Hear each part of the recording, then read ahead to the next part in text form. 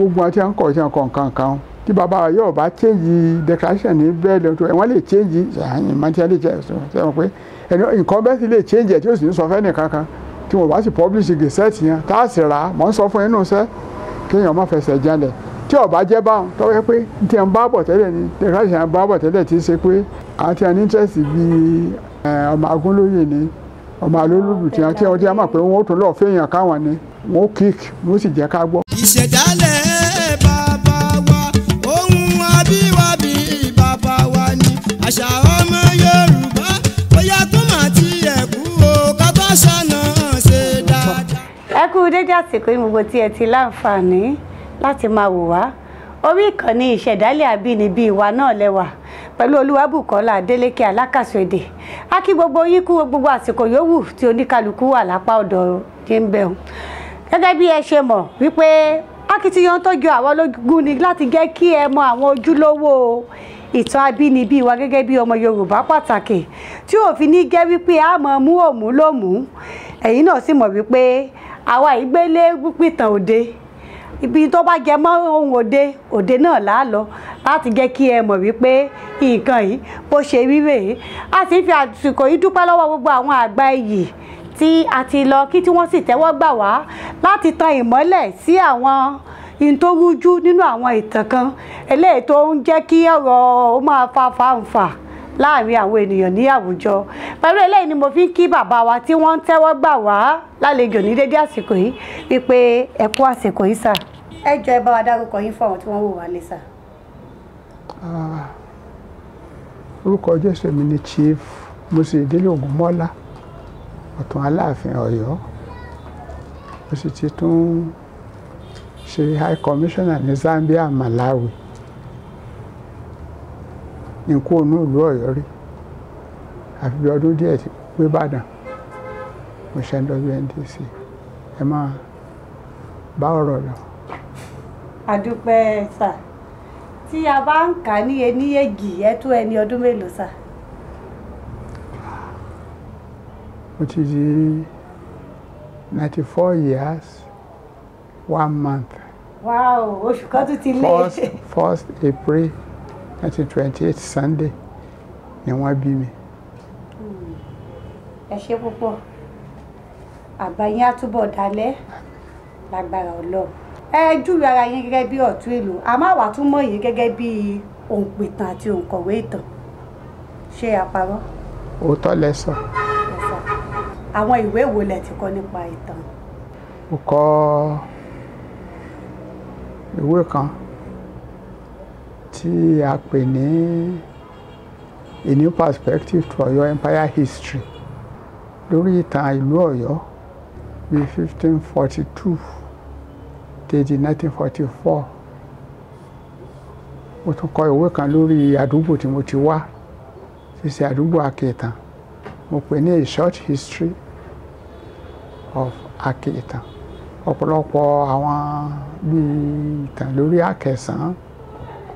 ìtàn lórí bí Àtìbà ṣe tẹ ìlú tó fi gbé Ọ̀yọ́ kúrò ní Ọ̀yọ́ lé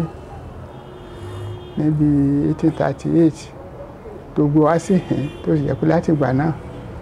ọmọ ẹni tí ń jẹ ọba máa bá lọ àwọn díẹ̀díẹ̀ tí mo kọ. ẹ ṣé sà kí a tó wá orí ọ̀rọ̀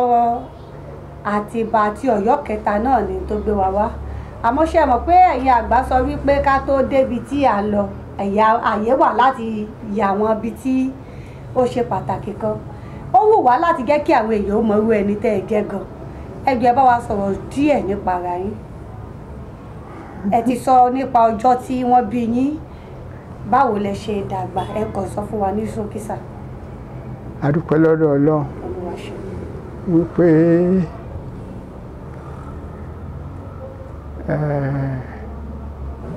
mo lọ sí ilé-ìwé ní Baptist Day School ní Ìṣòkùn Ọ̀yọ́ yìí nígbà mo kú òun rẹ̀ mo lọ sí ilé-ìwé St. Andrews Practicing School ibi tí a ń so Àjàó Crowther University má lónìí nígbà tí wà ń bẹ̀ George Burton ti ṣe principal St. Andrews College ṣe principal St. Andrews láti 1919 àti 1946 òní manager wa principal wa àmì headmaster ọmọ Ìbàdàn ni a pè ní GL láṣẹbì kan. Ọmọ tó bí àkọ́bí ẹ̀ ló ṣe former bishop of St. Stephen ní Ondo Anglican. Òun náà jẹ́ George láṣẹbì kan, bàbá jẹ́ Gabriel láṣẹbì kan, headmaster wa nù. Gbà mo kúrò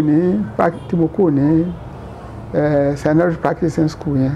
mo ṣe tíṣà ní Akínwárin St. John's Akínwárin. Mo tún ṣe tíṣà ní St. Davis Àgbáyìn Ògbómọ̀ṣọ́ 1947 ní ti Akínwárin yẹn 1947 yẹn 1948 yẹn St. Davis Àgbáyìn l'Ògbómọ̀ṣọ́ ní ti Sábó mo ṣe 48 but 1949 to 1950 mo wá lọ sí Baptist College mo lọ kọ́ ẹ̀kọ́ nípa olùkọ́ mo sì jáde mo yanrantán wọ́n ti sọ ibẹ̀ di Bowen University lónìí. Èmi ni captain Stonehouse 1952 mo sì ṣe àkọ́kọ́ ọmọgbà nínú àwọn ẹlẹgbẹ́ mi 1952 tá a jáde yẹn. Mo tún gba distinction nínú church history. Láàrin 1953 mo ṣiṣẹ́ tíṣà ní Hall Baptist School Fìdítì létí Ọ̀yọ́. Mo di 1954 and 55 mo ṣe ní Olivet Heights as housemaster. I was the housemaster. Èmi ni housemaster in 1954 and 55. Láti ibẹ̀ mo ti lọ sí Farabi College, which is part of University of Durham. 1955 mo kúrò ní Farabi College pẹ̀lú intermediate in economic studies, BA economic studies ní Farabi College. Mo sì wọ University of Manchester 1957 October. Mo jáde University of Manchester ní 1960 June. Mo ṣe English and History ní Manchester University. Nígbà mo dé sọ́yọ́ wọ́n dá Olóyè Grammar School sílẹ̀. Grammar School tí a dálẹ̀ yẹn ẹnìkan láti Sàróní ṣe principal, wọ́n mú wa láti Ìbàdàn Grammar School lábẹ́ Aláyẹ̀dé. Eléyìí ni Kuti George aráàlú Wellington ni. Mo ṣe tíṣà tá a ṣe nígbà bá gba olùdé òun ní Sàróní Wellington, so mo mọ Sàró dáadáa. Gba gíláàsì àkọ́tí mo gbà mo lọ gbà ní ọ̀kanú ìlú wọn ní North. Ní Olóyè Grammar School yẹn mo ṣiṣẹ́ ń bẹ̀ títí ní 1960, 61 and part of 62. Mo di 62 máa bọ́ sí Ìbàdàn ní WNDC, Western Development Corporation. Bẹ́ẹ̀ ni a fi ṣe bí water corporation fi ṣe ní ìsinmi o bí minister of ilé màsá. Ṣùgbọ́n tẹ́ ẹ bá ti wọ secretariat níbi odò ẹja yẹn ilé tí a ṣe ẹja tó mi ń dà ní kíní rẹ o, that is the office of the WNDC. Mo tó kó wá sí Cocoa House WNDC yẹn mo wà ń bẹ̀ láti May 1962 to 1966 tí sọ́jà gbàjọba. Lákọ̀ọ́kọ́ mo sì director fún agriculture ẹ̀kọ́ gbogbo bí Ọ̀dà Àkúrẹ́ ìgbòba rọ́bà fẹ́ntọ́ Western region nígbà yẹn Ìsẹ́yìn cattle ranch wọ́n wà lábẹ́ mi. Wọ́n gbọ́ di bí oṣù mẹ́fà lẹ́yìn yìí máa tún di director fún industry. Mo mọ̀ pé wọ́n gbé mi kúrò ní agriculture nínú WNDC náà ni o. WNDC like bí ìjọba ni our chairman and ní department of agriculture, department of industry, administration, so gbogbo náà sì ní director kọ̀ọ̀kan fún. So gbogbo àti mo fi wà ń bẹ̀ ọ́ Adémilóyè ní chairman WNDC gbọ́nà ọmọ ọba Ilé-Ifẹ̀ ọgbà lọ́wọ́ Òkójè ará Bẹ́ndẹ̀ gba kírètì Bẹ́ndẹ̀ lòkójè lọ ní Adémilóyè wá gbà. Ọmọ Ìbàdàn kan tàpínlẹ̀ kan Sàlámì tó fẹ́ràn football ẹjọ́ wà ń bẹ̀. Olúṣọlá ará Àláwẹ̀ tó jẹ́ lọ́ọ̀yà bí Olúṣọlá yóò wà ní WNDC yẹn. The secretary of the ẹni tó já kọ̀wé WNDC gbà náà ní ẹ̀sọ́ ọlọ́kọ̀ ọmọ Ìbàdàn ni. àwọn lọ́ọ̀yà ni di George ń bọ̀ ya but All Saints Church ní Jericho ní ṣọ́ọ̀ṣì tí máa lọ ìyàn tó fẹ́ràn mi ni so àwọn abẹ́ ti di 1966 sọ́ọ̀yà gbàjọba nígbà sọ́ọ̀yà gbàjọba wọ́n pa Akíntọ́lá wọ́n pa Bàléwà wọ́n pa Sàdáúnà wọ́n pa Òkótìẹ̀bọ̀ Báńlùkù sásùn lọ títí tí ìyẹn dàtúngún ọkà dàtúnrò nígbà mo níṣẹ́ mi lọ́wọ́ mo sì olóṣèlú jẹun torí political appointment ní WNDC tí mo wà láti 1962 sí 1966 January 15 gbò di bíi May 1966 bọ́ sí CAC Grammar School ní Àpẹ̀rẹ̀ fọ́kò ará South Africa ní ń ṣe principal ọmọ Ìbàdàn tí ń ṣe gbákejì rẹ̀ wọ́n pè ní Ògúnrántí lẹ́yìn jẹ́ CAC ló ní grammar school tó wà ní Àpẹ̀rẹ̀ yẹn tẹ́ ẹ bá ti kúrò ní Adéṣọlá high school ẹ lọ ọ̀nù báyìí lọ́nà Àpẹ̀rẹ̀ ibẹ̀ ní CAC grammar school wà wọ́n wà ní gbogbo 66 and 67 èmi náà dá grammar school kan lẹ̀ tá a pè ní Ládìgbòlú Grammar School láti 1965 ará Ìwó kan tá a pè ní Ọláwùmí ní ṣe principal bẹ̀ ọba wa bẹ̀rẹ̀ sí ṣiṣẹ́ lábẹ́ ilé láti 19 tí mo sọ pé mo wà ní CAC Grammar School Àpẹ̀rẹ̀ ní 66 and 67 ní 68 January wọ́n padà wá sọ́yọ̀ mo gbé Ìbàdàn díẹ̀ rí bá mo ti dọ́rẹ̀ láti jọ́ mo kó lọ́yọ̀ mọ́ àfìgbà tí mo tún lọ ṣe High Commissioner ní Zambia láàrin 1981 and 1984 wọ́n fún mi ní concurrent accreditation èmi ni mo mójútó Malawi ṣùgbọ́n bíi tí ọ́fíìsì mi wà principally òun náà ní Zambia so n sì fi ìlú lẹ̀ nítorí gbogbo ohun tí a bá ń ṣe ní ìlú bàbá wa tàpé ní ọba Ọláọdẹ méjì tọ́ kọ́ lọ́wọ́ fọ̀run kẹ́ fún ní Janat Fidal ìjọba ní January 14 1971 èmi ni vice chairman of the coronation committee bàbá Àfànjá Aṣíwájú ní chairman committee a sì tó títí ọ̀rẹ́ ni pẹ̀lú nítorí gbòó di 1975 tàbí àmẹ́ẹ̀dógún ló fi joyè fi máyẹ̀ joyè ó fi Olùjọ Ọ̀tún fi Chief Dayọ̀ Táíwò fi jẹ ẹ̀karùn-ún báńbáń ló ṣe jẹ oyè tó jẹ pé ọ̀ǹtọ́ ẹni tó jẹ́ Olúńlọ́yọ̀ His Excellency ó fi jẹ òsì Balógun eventually tí Abíọ́dún Balógun tó wà ní Balógun wá kú bàbá wa ti ń ṣe His Excellency Olúńlọ́yọ̀ ti di Balógun Ọ̀yọ́ lónìí so àjọ ń ṣọ̀fọ̀ bàbá wa Bọ́lá Ọdẹ méjì tó kú ní 22nd of April 2022 so akéètàn ní mo ti wá lẹ́yìn Methodist school ní ìbáyìí nígbàgbọ́ ni mí láṣẹ Christian ìṣokùn ní church tí mo sì máa ń lọ èmi lọ́lọ́run lò láti dá Grammar School sílẹ̀ láti 1965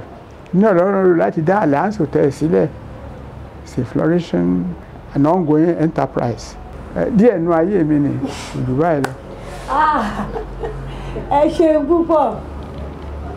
níta pé ń díẹ̀ ó níye ìṣẹ́jú tó ẹ tí ó gbà inú wa sì dùn púpọ̀ àdúpẹ́ a máa rí yín bá ọjọ́ yín adalẹ̀ sí nínú àlàáfíà ara ojú yóò dẹ̀ ní bíbí. ẹ jẹ́ ká wá lọ sí ìtọ́gbé wa wá nǹkan lódìdí Ọ̀yọ́ kẹta Ọ̀yọ́ àti Ìbàyí báwo ni wọ́n ṣe tẹ̀dó. Ọ̀yọ́ àti Ìbàyí tí Àtìbà tẹ̀ yìí àgbọ̀dọ̀ máa sọ díẹ̀ wípé Àtìbà fún rẹ̀ ọmọ Abíọ́dún Adégolú ni Abíọ́dún Adégolú sì jọba ní Ọ̀yọ́ Ilé ní 1774 to 1789. ọmọ mélòó sì ni Aláàfin Abíọ́dún bí? àìka ọmọ fọmọ ọmọ Abíọ́dún Adégolú pọ̀ ṣùgbọ́n náà ọmọ tó bí ó bí Àtìbà ìyá rẹ̀ ti Ìtàn wá. Ìtàn wà ní ìhìngbà náà létí odò ọba láti cross Ìfẹ́ Ọ̀dàn. Ìtàn wà ńgbà náà. Ó bí Tẹ̀là Ọ̀kọ̀kí ìyá rẹ̀ ti Ìjàyè wá.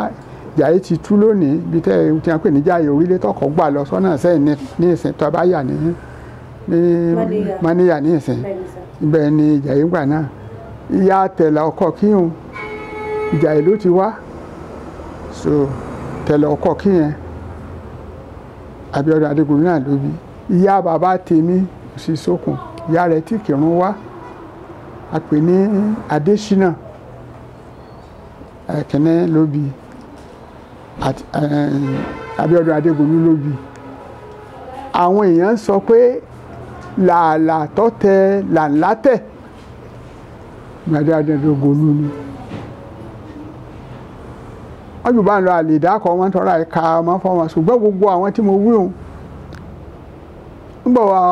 ilẹ̀ bàjẹ́ fọ́ba ní ogun Elédùẹ̀ ní 1838 nílọrin. Wọ́n wà ń wẹ́ni tí ọ̀jọba ní Ọ̀yọ́ ilé lórí river Mọ́ṣì. Yẹn bá sọ fẹ́lẹ́ yìí wípé Àtìbà ní ẹ lọ́ọ́ bá o. Bí wọ́n bá sọ fún onítọ̀hún Àtìbà ní ẹ lọ́ọ́ bá o. Nígbà tí gbogbo wọn ò jẹ́ tó sì jẹ́ ọmọ Abíọ́dún yìí tá a pè ní Àtìbà yìí ó ti wà lọ́yọ̀ọ́ ní nítorí bí ìyá ẹ̀ wà lóun náà ti ń gbé o láti bí 1810 tẹ dìgbà tí tógun bàjẹ́ ogun tí ó tọrọ rí fọ́ba náà Àtìbà kún lọ́wọ́ torí pé Olúyọ̀lé Báṣọ̀run Ìbàdàn ọ̀rẹ́ Àtìbà ni ẹbí sì tún ni wọ́n. Kúrúmí Ìjàyè ọ̀rẹ́ Àtìbà ni ó jẹ́ Kakanfò ọ̀rẹ́ Àtìbà ni. Nígbà ogun tí wá dàrú mọ́ ọba lọ tí ọba kú sógun ni a bá ránṣẹ́ sí Àtìbà láti Ọ̀yọ́ ilé àwọn ẹrú ọba àtàyàbá àbí ẹrú ọba 22 ọ̀ràn Ọlájídé wá lọ sọ f'Àtìbà gbogbo ẹni a sọ fún àsátìbà ní lọ́yọ̀. Àtìbà ó sì ti wà ní ìlú Èpò ìlú tí wọ́n pè ní ìlú Èpò ní ìtàkè Ìtàn wà bí Sẹ́kẹ̀ wà bí Tájàgbá wà bí Dòdè wà bí tí Gúdùgbù wà bí Tápàárà wà àwọn ìlú Èpò nù. Ọ̀yọ́ náà sì ní wá báwọn ni wọ́n ṣe tó sì jẹ́ pé Àtìbà bá wá fọba lọ Àtìbà níbi 1838 tí ọba ti kú sógun ó ti wá pín àpá níta ní kò wá lọ jẹ sọ́yọ́ déhùn kò ń jẹ́ láti tó ń bá ti jẹ́ ní ìbáyìí wọ́n máa kó ẹ̀ṣọ́ lọ tó sì ti jẹ́ pé ó ti pé Kúrúmí tẹ́lẹ̀ pé tẹ́lẹ̀ bá jẹ́ kó wọ́n tó bá ikú sógun mo ti alọ́jà lédú ẹ̀yìn òun ó fi wọ́ jẹ́ Kakanfò wọ́n bá sọ̀rùn Olúyọ̀lé tẹ́ jẹ́ pé ẹ̀ ń dàgbà rẹ́sìn kan tẹ́ bá ti jẹ́ kó sógun òun ó fi ọjọ́ bá sọ̀rùn bó ti ṣe bẹ́ẹ̀ tó ti jọba tán bẹ́ẹ̀ náà ó ti bá déhùn yẹn láti lẹ̀ náà ara àdéhùn náà ló fi jẹ́ pé Ọ̀yọ́ lágbára ju bí wọ́n ṣe jagun lọ ẹ̀tù ni wọ́n ń ta níbi ogun tí wọ́n ń ta sáwọn ọba Ìlọrin pé tí àti àwọn Fúlàní ṣe fáwọn ọba Ìlọrin yìí ó lágbára púpọ̀ kì í sì ṣe tí àkàkà wọn ò fọta sínú ẹ̀tù nítorí Àtìbà tó fẹ́ jọba pé tọ́ba bá kú sógun Àtìbà má déhùn rẹ̀ ṣe bó ti jọba gbára Olúyọ̀lé jẹ Báṣọ̀run ó fi Kúrúmí jẹ Kúrúmí wọ́n sì ti fòun náà jẹ Àláàfin Otun lòótọ́ gbogbo àtọ́ wà lábẹ́ àkẹta ẹ̀mọ́ kó àbọ̀ sọ́yọ̀ àtọ́ wà ní àpárá lọ́nà Ìwàré ẹ̀mọ́ kó bá sọ́yọ̀ ìdúró wà lọ́nà Ògbómọ̀ṣọ́ sọ́yọ̀ gbúrú wà lọ́nà ẹ̀mọ́ sọ́yọ̀ Òjòǹgbòdú wà lọ́nà Sẹ́yìn ẹ̀mọ́ kó àbọ̀ sọ́yọ̀ báwọn ló ṣe tó ẹjọ́ gbogbo àti ń tọ̀yọ́ lé wa ọ̀ǹtọ́ bẹ́ẹ̀ ṣe wù ṣẹ́gbọ́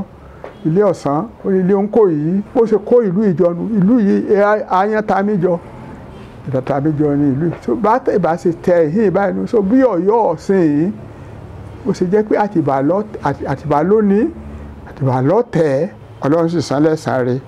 níjọ́ tó ti jọba láti 1838 yẹn ti fi jọba ọ tèèdò ní ẹni tí ọba jọ ọmọ rẹ̀ mo jò dúró èyè lórí nínú ìlú Ọ̀yọ́. ẹ ṣeun púpọ̀ ara ibi tí àwa ń lọ tí ó fa àríyànjiyàn lóríṣiríṣi lórí ẹ̀rọ ayélujára tó tún gbé wa wá lò pé ká wá tún gbọ́ èrò àgbàlagbà lórí ẹ̀ àwọn ìran Tẹ̀là gẹ́gẹ́ bẹ́ẹ̀ náà ṣe mẹ́nubà nínú ọ̀rọ̀ tí ẹ sọ tí wọ́n jẹ́ ọmọ Aláàfin Abíọ́dún náà àwọn náà dìde lásìkò yìí wípé ó yẹ kí àwọn náà ò lè jọba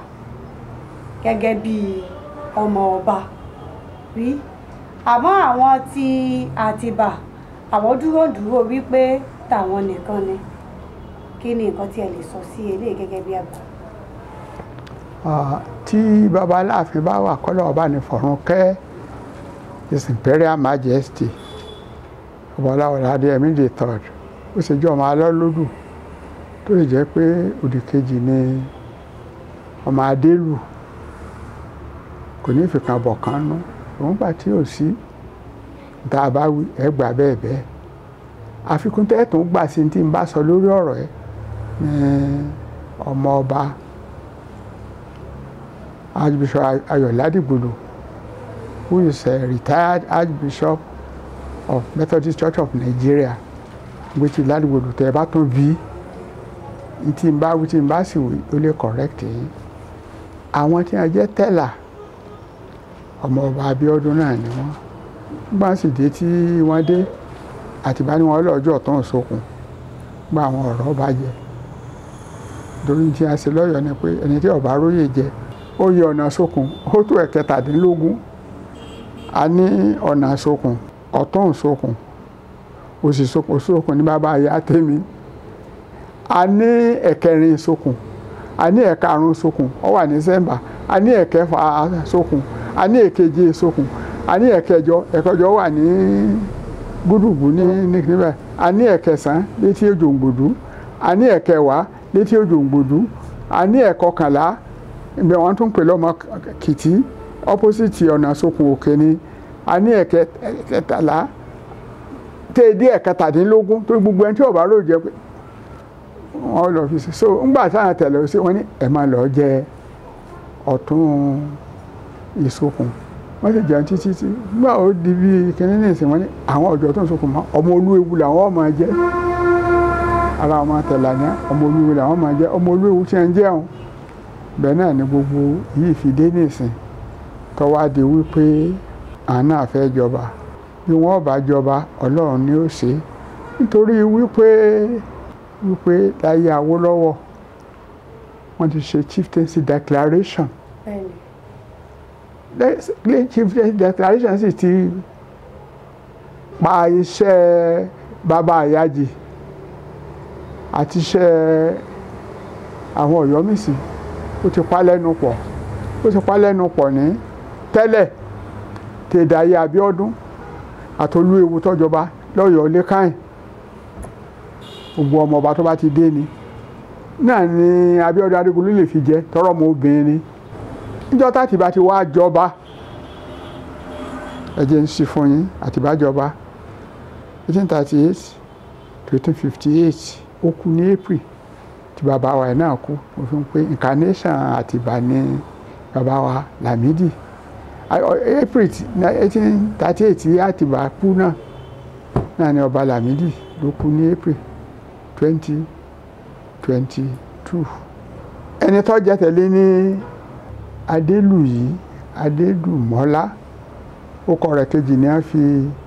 ṣe registration nínú chieftaincy tó jẹ́ ilé àkọ́kọ́ mọ̀ gbàgbé ó kọ ẹni tọ́lá gbàdé Àgúnlóyè. Àgúnlóyè wá jọba ní 1858 to 1876 ní Ọ̀yọ́ ọ̀hún ni o ni mo ti mọ̀ bẹ̀ sí kan o. Wọ́n ń gbòdì 1876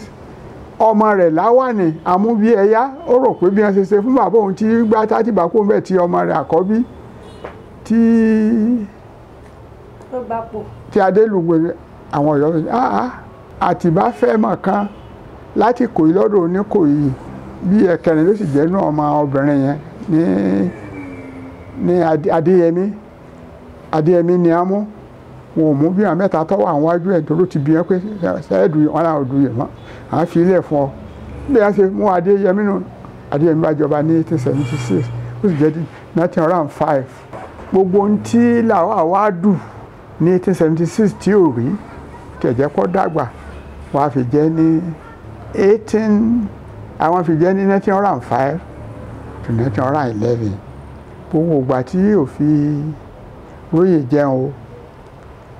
àwọn Ìbàdàn ní ń bá rìn, àwọn Olúyọ̀lé àwọn Sànúsí Kàkànfò gbogbo wọn bá nítorí wípé òun àti Kúdẹ́fù rẹ̀ níjọ gbogbo ogun bíbàdàn lo ogun òhìn láwa ní ọba lọ ara ẹ̀ ní Adéyẹmí fi pé eléyìí tí ò ní fo ejò òru san báyìí ń bá Ìbàdàn rìn tó sì fẹ́ jọba alágbàsí ní Ìbàdàn wọ́n ń kó Èkìtì kó eléyìí ṣùgbọ́n nígbà ó di 1911 wọ́n ní tó wọlá wà nínà yà á sànjọ fún ọ àwọn Ọ̀yọ́ sì bá pè é wọ́n fi jẹ Àláàfin ó jẹ láti 1911 àbí láti 1905 to 1911 wọ́n ní tí a fi ń jẹ oyè owó pọ̀ ẹ̀jẹ̀ àmọ́ ọmọ rẹ̀ ti ṣe Ládìgbòlú tó jẹ́ ọmọ tíyà rẹ̀ ti wó wá ọmọ Ládìgbòlú first ní March 1911 wọ́n fi Ládìgbòlú first jẹ́ 1911 ní March ó sì jẹ́ ti di December 1944 ìgbà náà ni bàbá wa Lájẹ Adéníran tí sọmọ Adélakùn because àrẹ̀mọ méjì ní Adéyẹmí ní àrẹ̀mọ tó kọ́ ní náà ni Adélakùn nígbà Adélakùn kú ó fi àjùn àṣẹ orí àjùn nígbà àjùn wà lárẹ̀mọ náà ni Adéyẹmí kú ní 1876 wọ́n fẹ́ kẹ́ ẹ rántí pé lọ́yọ̀ọ́ lé o ọ̀nà àsokùn ní máa ṣe nítorí bàbá Ìyájí ń ṣe ní ìlú èyí ni pé gbà ọba bá kú ẹ̀jẹ̀ ń bá kìnìún lẹ́yìn kí n tó débẹ̀ gbogbo nígbà tí Adéyẹmí lè sẹ́kọ̀ọ́ jẹ ní 1945 to 1954 rúdurùdu dé rúdurùdu tó dé bá Aláké tó fi lọ sóṣogbo tó sì tún padà síbẹ̀ wọ́n bá wa Rájí Ọlọ́run pé ó lè padà bẹ́ẹ̀ mọ́ iyọ̀ tí a ń yọ Gbádégẹṣin Láwùjọ sẹ́kọ̀ọ́ ní a fi jẹ́ 1956 July ìjọba ti di February 1968 ìjà ọlọ́ranran fún bí ọdún mẹ́ta gbòdì January 14, 1971 wọ́n fi His Imperial Majesty Ọba Adéyẹmí III JP CFR LLD wọ́n fi jẹ́ láti 1971 ó sì jẹ́ di ọjọ́ Jímọ̀ bíi mélòó sẹ́yìn ní April 22 ní Friday gbà tí ó wájà tí gbogbo ará Ọ̀yọ́ fi ń ṣọ̀fọ̀ náà tí mo tún fẹ́ ṣàlàyé fún ni pé lọ́yọ̀ọ́ lé tó bàbá wájà gbogbo ọmọ ọba tó bá fẹ́ jẹ bàbá àsọmọ ojú àṣọ bàbá àsọmọ àjàgbó ẹlẹ́tọ́ àti apply kò sí chief English declaration mọ́dọ̀ ọ̀nà àsokùn lẹ́ẹ̀lọ wọ́n gbà tátì bá dé yìí báyìí ó lẹ́gbọ́n òun ti sọ ọmọ Abíọ́dún bí òun tó tìjà ìwá ibẹ̀ ni wọ́n gbé máa ṣe clearance tí wọ́n fi mọ̀ bí ọba ní sùúrà. bàbá Ìyájí báyìí. ẹni ọjọ́ bàbá Ìyájí ni gbogbo ọmọ lọ kó ìwé fún pẹ̀tọ́ àfẹ́ jẹ ọba kò sì gbọdọ̀ dáwé kankan dúró tó bá ti ní sùúrà Aláàfin ṣùgbọ́n yóò ti wò tọrọ mọ́ ọba lòun náà gbọ́n ọba ti wò ẹni ọba ní sùúrà Aláàfin ó lẹ́tọ̀ọ́ àti yí ọkọ̀ ẹ̀kọ́ ń bẹ̀ gbẹ́ni ọba ti ní sùúrà Aláàfin gbogbo wọn kò bá ṣe mẹ́jọ kò bá ṣe mẹ́wàá yóò pa àṣẹ sí Basọ̀run náà ò fi wá ní ìdá yẹn o gbogbo àti ẹbá ní sùúrà Aláàfin yẹn wọ́n dà fa gbogbo àti Ifá bá mú wọ́n gbọ́n síwájú ni wọ́n ṣe dìbò Basọ̀run Àgbákin Sàámù lẹ́yìn náà Alápinni Lágúnà Akẹnẹkú àtàsípa àsìpò òsì lóye mánìsì ó ti kú wọn sì ti jẹ mí so àwọn tí wọn ó dìbò nu simple majority sì ni àtọ̀yọlé àtìhín náà àwọn méje tí wọn bá dìbò bẹ́nìkan bá ti fi ju tẹnìkan lọ ẹni tí ọjà Aláàfin nu wọ́n sì ṣe orò fún un. gẹ́gẹ́ bí ẹ ṣe púpọ̀ bàbá wa kí ni tó jẹ́ kókó ojúṣe Ifá tàbí ohun tí à ń lo Ifá fún nínú láti yan èèyàn sí ipò Aláàfin ní ilẹ̀ Ọ̀yọ́? A gbọ́dọ̀ fìfá ṣeré o. Ifá yìí sì kúrò. Kí ni mo wí o? A gbọ́dọ̀ fìfá ṣeré. Nítorí tí a bá dáfá náà tí a bá mọ̀ odò rẹ̀ tó kíní tí ò yéye èjì ògbè ọ̀tẹ̀kú ọ̀yẹ̀kú gbẹ̀bá wọ̀nyẹn tí a bá dá tí a sì interpret nítorí fẹ́ sọ ni tí wọ́n bá tún ṣe tí wọ́n bá tún lójú wọn tó pé Ifá asọ̀rọ̀ dayọ̀ kò látún ṣe bá ṣe ọ̀dọ̀ alẹ́ wọ́n ṣe pé so náà ló tí wọ́n fi dáfá ń pa Àláàfin ìlú wa yìí ṣèlú tí wọ́n kàn sá pòpò tí wọ́n kàn pé ẹ máa kọ́lé lọ wọ́n tẹ̀ ni wọ́n tẹ̀ ìlú Ọ̀yọ́ ni títẹ̀ tí wọ́n tẹ̀ ọ̀ ni wípé bí Aláàfin ó wà gbogbo orò tí wọ́n ṣe Àkẹ̀sán gbogbo orò tí wọ́n ṣe àwọn èèyàn sọ fún wa wípé ibì kan wà l'Ákẹ̀sán tí wọ́n gbẹ́ bí kànga tí wọ́n fi gbá wọ́n pè ọpọ́n ńlá tí wọ́n fi dé ibẹ̀ báyìí ìdá àkóní tó bá sáyé ìjọ́ tí wọn ò tí ì ba nǹkan jẹ́ tí èèyàn bá fara kàn olórí sínàdélé ara bí wọ́n ṣe tẹ̀ ń rẹ pé tí òjò àkọ́kọ́ bá kọ́ rọ̀ kò ní rọ̀ ní ìlú Ọ̀yọ́ torí pójú ò ní rọ̀ kò gbélé náà jíjó bí ó ṣe jẹ́ pé kó wọ́n fi ń kọ́ nígbà náà ni kì í sábà ṣẹlẹ̀ so gbogbo orú nǹkan báwọn tí a ti ṣe létùtù pé kó gun ọmọ lè wọ̀lú tí a bá sì wọ̀lú kó ọmọ ṣe rárá tí wọ́n ìbẹ́ lórí tán gbogbo ẹ̀ náà ni tó fi jẹ́ wípé wọ́n láti dáfá ẹni Ifá bá sì mú tọ́ pé ènìyàn bá mú ìlú gbogbo nǹkan ó tòrò yóò sì ṣe dáadáa. Ẹ ṣeun púpọ̀ ṣé rí ara tó jẹ́ kí á bèrè lórí ọ̀rọ̀ Ifá yìí ó ní ṣe pẹ̀lú declaration 1957 eléyìí tẹ́yìn náà mẹ́nubà díẹ̀ lẹ́ẹ̀kan eléyìí tí ó jẹ́ tí ó dí ọmọ oyè tó dí ilé oyè kù. Ó dínkù ọwọ́ Agúnlóyè àtàlówólódù. Àfi bí bàbá wa torí ẹ lè change declaration tí ó bá sí incumbency tí ó bá sí olóyè lórí oyè bọ́sọ̀ ọba Ọ̀tún gba olóyè Ọ̀tún bá wà bẹ́ẹ̀ lẹ́tọ́ lè change declaration so tí bàbá wa yóò bá change declaration ó sì wà ní pé Agúnlóyè Alólódù ní ìsìn kìíní yọ lọ sọ́dọ̀ Adúnlódù gbogbo àti àǹkọ̀ tí àǹkọ̀ nǹkan tí bàbá wa yóò bá change declaration ní bẹ́ẹ̀ lọ́tọ́ wọ́n lè change ṣàyìn máa ti lè change sọ pé nǹkan bẹ́ẹ̀ sì lè change ẹ̀ tí ó sì ń sọ fẹ́ nìkan kan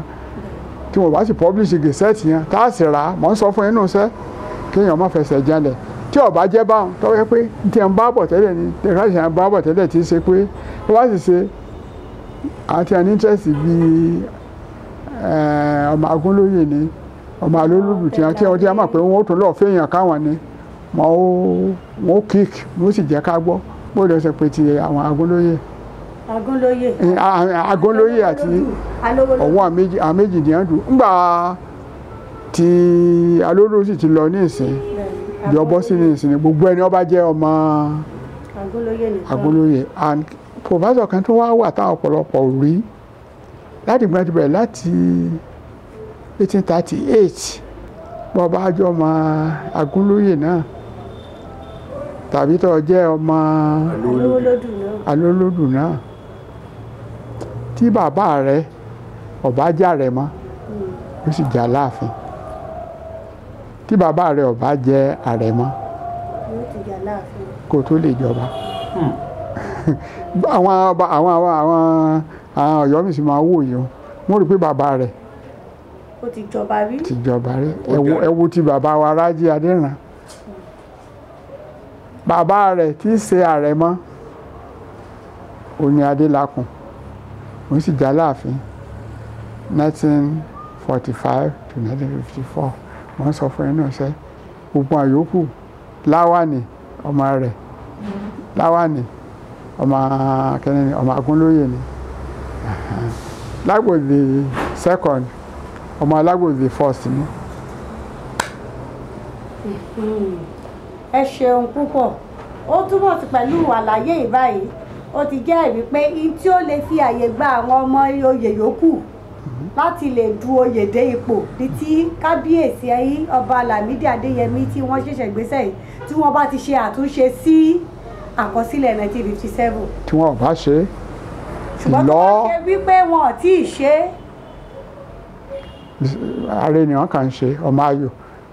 kẹ́yìn ojú ìnà sí a máa fi dò ṣeré. ó kúrò ń di ìdò. kẹ́yìn kúrò ní dùdù ààrẹ ni wọ́n fi ṣe. ẹ ṣe púpọ̀ a máa rí yín bá. àwọn tó bá wá ṣe wípé torí àkànṣe ń gbọ́ ní oníkálukú kan ṣe sọ̀rọ̀ ni kò sí ẹ̀rí pé bóyá wọ́n ti ṣe àtúnṣe sí ìwé òfin 1957 lórí oyè yẹn. àmọ́ àwọn tí àwọn náà rí wípé àwọn baba ńlá àwọn ti jẹ ọba rí tàbí baba ńlá àwọn ti jẹ àrẹ̀mọ rí gẹ́gẹ́ bí nǹkan tí ẹ mẹ́nu báyìí àwọn náà ń jáde báyìí pé àwọn fẹ́ du oyè. ṣùgbọ́n pẹ̀lú àlàyé tẹ́ ti ṣe yìí nígbà tí a bá tó rí àkọsílẹ̀ ni wọ́n tó lè mọ ibi tí a ó bá yàrá já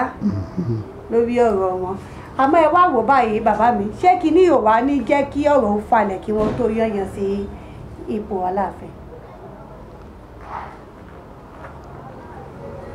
ó lè falẹ̀ o tó bá jẹ́ pé gómìnà Ṣèyí Mákindé bá ràn wọ́n lọ́wọ́ kò lè falẹ̀ rárá nítorí wípé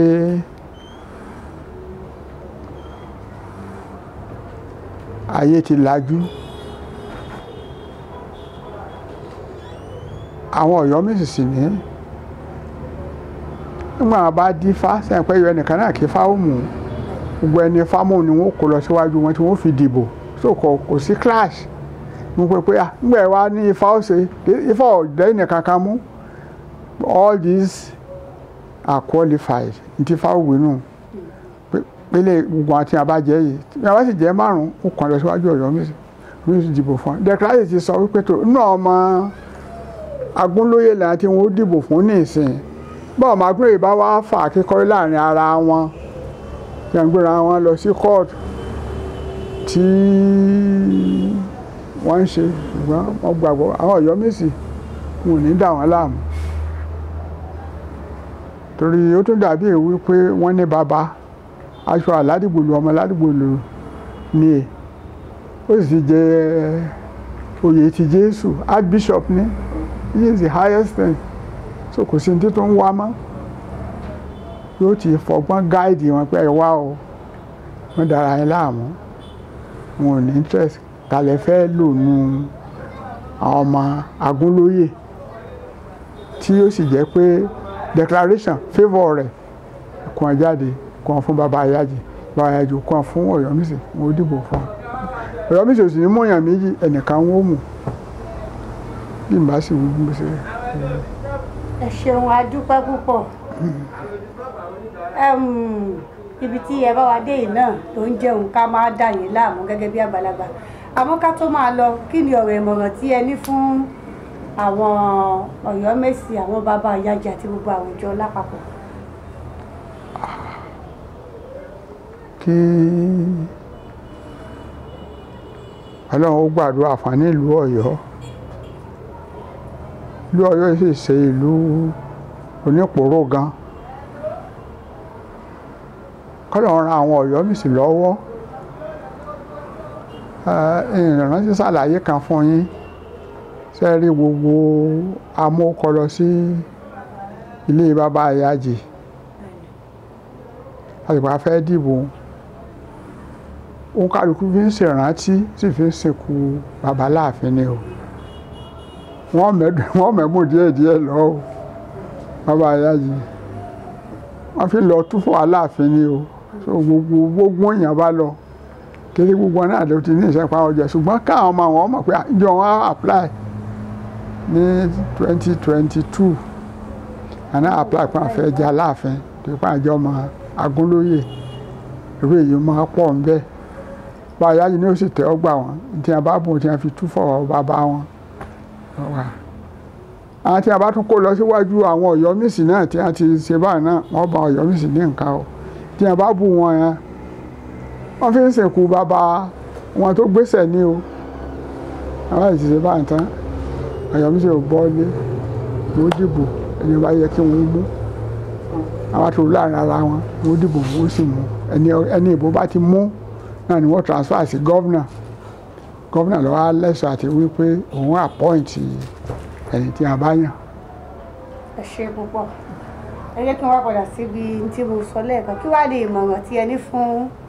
àwọn tí wọ́n bàbá ìyá jù àwọn Ọ̀yọ́mèsì àti gbogbo ìlú Ọ̀yọ́ lápapọ̀. àgbàlagbà ní gbogbo wọn ó sì yé wọn bílú Ọ̀yọ́ ṣe rí kí wọ́n má fi oyè yìí falẹ̀ kí wọ́n ó dìfá ṣùgbọ́n irú bàbá tó lọ ẹni ọ̀mọ̀wé ni Ifá ò gbọ́dọ̀ lọ mú ẹni tí ó ti oko Olúwa tẹ̀dó wá tí ó lọ sùúrù tàbí tí ó lọ déédéé náà ọmọ Agúnlóyè consultant practicing medical officers láàtọ̀ wà nílùú èbó a ní àwọn lawyers dùn mí pé just about kò tí ì pé 6 months tí Wàsíù kú nísìnyí was permanent secretary minister of justice and attorney general Wàsíù yẹn kú so èèyàn tó níyè nú tí bàtà tẹ́sẹ̀ rẹ̀ ó lè wọnú bàtà arú ti his imperial majesty ọba aláwọ̀lá Adéyẹmí tọ́ tó lè kónú ṣùṣẹ̀ ní kí wọ́n má yan Àláàfin jẹ́ ìsinmi fún ọ tí ọmọ lọ dọ̀bálẹ̀ fọba míì torí Àláàfin dọ̀bálẹ̀ fọba kankan o ó sì lórí gbogbo ọba Yorùbá wọn má dojú tìlú Ọ̀yọ́ ní ọmọwé kì í ṣe pé kó di professor bí ò di professor ṣùgbọ́n láti mọ̀wé tí ìwọ́dà lẹ́nu rẹ̀ tí ó sì ní tí ó jẹ díẹ̀ tẹ́lẹ̀ ọ̀kan lè jẹ́ nìkan tí ń hun sọ Ifá Ọ̀yọ́ ò lè tún mú ẹni tí ń hun sọ tàbí ká ń sọ̀wọ́ àfáà tàbí ká ń sọ̀wọ́ poor pastor lájẹ́ ni tó jẹ́ pé ó bá gbà mú tó sì lè kó àwọn èèyàn jọ tó lè mú kí ìlọsíwájú kó wọ̀lú tààrà ló fi màwé tí mo sọ ni pé ẹni tó ní impact tó ní impact ipa náà sínú tó ní because nígbà tí bàbá tìyín wà ń bẹ̀ àtìbà yunifásitì wà ń bẹ̀ àdàkàrà yunifásitì wà ń bẹ̀ fúlàkàrà special wà ń bẹ̀ aláàdé college of education wà ń bẹ̀ bá gbogbo èsì báwọn so gbogbo ẹni tí ọba tí a lè dá háàkà tí bá ń bọ̀ bẹ́ẹ̀ pé pẹ̀lẹ́pẹ̀lẹ́ ẹ̀yin Ọ̀yọ́mèsì o ẹnìkan ní Ìjẹ̀bú ni ní Yorùbá ronú Ọ̀yọ́ ẹ lọ ronú o. ẹ ṣé púpọ̀ ẹ bá a dárúkọ yín lẹ́ẹ̀kan sí. Humbly èmi ni Chief Moses Ogunmola Otun of Ọ̀yọ́ an ex-High Commissioner to the Republic of Zambia and Malawi. Èmi ni proprietor Ládìgbòlú Grammar School tẹ́lẹ̀ náà tó ní proprietor Àláàfin tẹ́ Ọlọ́run ó bùkún yín o Ọlọ́run ṣọ́nà yín rere. ẹ ṣé púpọ̀ sà. Bámi wọ́n máa ń sọ nǹkan kankan nípa Àláàfin kábíyèsí bí ọjọ́ móríkì wọn wọ́n á ní aborí ẹṣin bá lọ́nà kọ̀ mú abìrú ẹṣin tìkọ̀tìkọ̀ lọ́nà bàrà kí ló fà á tí wọ́n ń sọ báyìí. èyí tí ọba kò tí ì bá sọ dáadáa nọ́rọ̀ yìí ẹ̀bí àjọ Ládìgbòlú ṣùgbọ́n ṣe rí àmì àwí pé àbórí ẹṣin bámbám lọ́nà kò so. Àrìn ẹṣin tìkọ̀tìkọ̀ lọ́nà bàrà kò so nínú gbọ̀ngàn Ṣàngó ní agbègbè Adélé orí ọba lákọ̀ọ́kọ́ wọ́n sì pé kó dinú kó yanu béèyàn ọba jọba inú rẹ̀ ó dùn yóò sì fẹ́ lọ kó so ṣùgbọ́n bàrà níbi tí wọ́n ń sin án sí kọ́yẹ́ ni wọ́n fẹ́ lọ inú wa 94 yìí nìsín ẹlẹ́nà ọlé mi sìn ní tí ìfẹ́ kú ntọ́lọ́n bá fún mi sí mo fẹ́ lò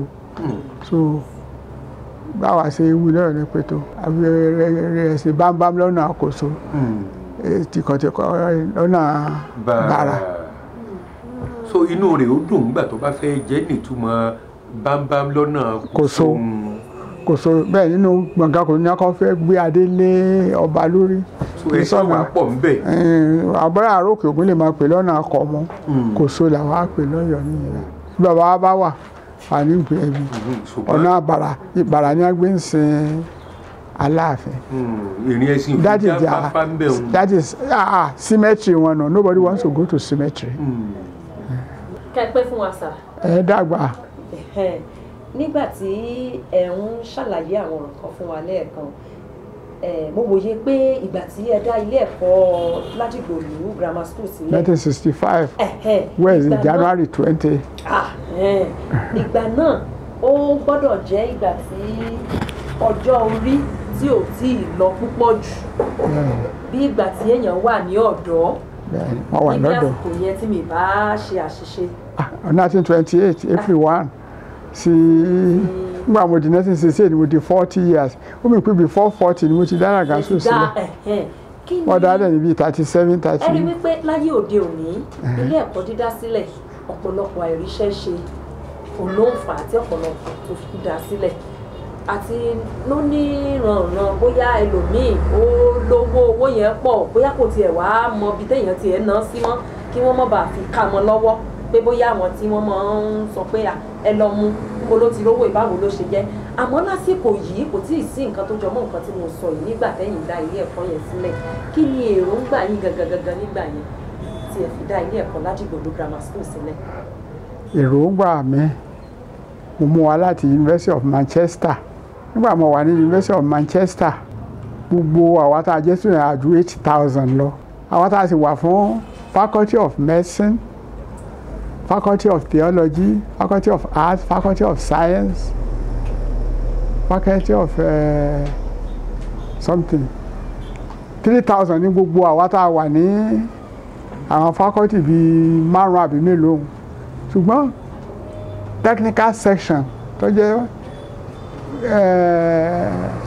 ibi tí a gbé ń ṣe painting, woodwork and so on 5,000 ní àwọn students tó wà bẹ́ẹ̀ ńgbà náà láti gbà wọn that was 1957 làwọn ti bẹ̀rẹ̀ orientation pé kéèyàn ó máa mú technical education ní bàdà kìí ṣe pé kéèyàn kàn máa kọ̀wé lásán pé a kọ́ theology a kọ́ Latin a kọ́ English wọ́n ti fi practical thing mú sóńgbè mi ti ń bá ẹ délé o mọ́dọ̀ grammar school sílẹ̀ grammar school ti bá sì dálẹ̀ ìyìn ṣe débi wípé owó school ò ní ga photography tá a bá ń ṣe ń bẹ̀ àwọn ilé kí wọ́n tó kó bẹ́ẹ̀ wọ́n lè máa bẹ́ẹ̀ yóò ṣe ya fọ́tò wọ́n lè di mechanic kí wọ́n tó kó nínú Ládìgbòlú Grammar School and the first thing tí mo ṣe gbà ṣe bẹ̀rẹ̀ mo introduce typing and shorthand and it's not just Pittsburgh but ti America àti à ń ṣe ṣàmọ̀ pé kẹ́ni méjì shorthand méjì lọ́wọ́ àgbà náà ti America méjì ni mo introduce ọdún máa wà tó ti Abẹ́òkúta wá yẹn ẹni tó gba kẹ́ni ní civil service school tó ń type ní tó ti di secretary lábẹ́ àwọn permanent secretary Ìbàdàn tí mo fẹ́